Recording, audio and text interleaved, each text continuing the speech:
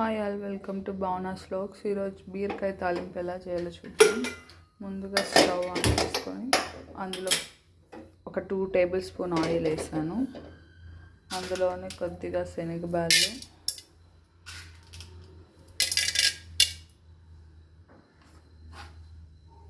జీలకర్ర, కొంచెం ఆవాలు, అవి కొద్దిగా చిట్పట్ అయినాక కట్ చేసి పెట్టుకున్న బీరకాయ, గ్రీన్ చిల్లీ, ఆనియన్ వేసి వేయించుకోవాలి. సో అది కొద్దిగా వేగింది. నేను ఆనియన్, కరివేపాకు వేస్తున్నా. కరివేపాకు, ఆనియన్ వేసి వేయించుకోవాలి. ఆనియన్ కొద్దిగా వేగినాక గ్రీన్ చిల్లీ వేస్తాను. ఇందులోనే మనము రాళ్ళు వేసుకుంటాము. ఆనియన్ వేయించుకునేటప్పుడే రాళ్ళు వేస్తే కొద్దిగా బాగా ఆనియన్ త్వరగా వేగుతుంది. అది కొంచెం వేగినాక కట్ చేసి పెట్టుకున్న బీరకాయ ముక్కలు వేస్తాం. సో బీరకాయ ముక్కలు వేసుకున్నాక వేయించుకోవాలా. కాసేపు మూత పెట్టుకొని ఉడికించుకోవాలి బీరకాయ ముక్కలు, వాటర్ వేయకుండా.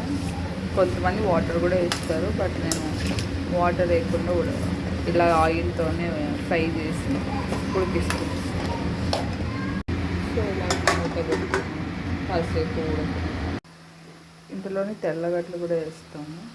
ఒకసారి వేయించుకొని మళ్ళీ మూత పెట్టి ఉడికించుకుంటాము. సో ఇప్పుడు ఇది ఒక 15 మినిట్స్ ఉడకబెట్టుకున్నా. ఇలా వేగినాక ఇప్పుడు దీనిలో పసుపు పొడి, మిరప్పొడి వేయము, ఎందుకంటే చిల్లీ వేసుకున్నాం కాబట్టి. పసుపు పొడి, ధనియా పౌడర్ వేసుకుంటాం. పసుపు పొడి, ధనియా పౌడర్ సో వేసుకున్నాక బాగా కలుపుకోవాలి. మళ్ళీ కాసేపు ఆవిరిపైన అంటే మూత పెట్టి కాసేపు ఉడికించుకోవాలి. ఈ పొడి అంతా పచ్చివాసన పోయే వరకు.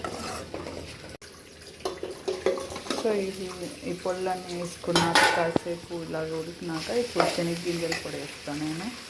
ఇందులో తెల్లగడ్డ, శనగగింజలు, రాళ్ళుప్పు కొంచెం వేసి పొడి కొట్టి పెట్టుకున్నా. సో అది వేస్తాను నేను. అది వేసి కలుపుకొని ఆపుకుంటే బీరకాయ ఫ్రై రెడీ.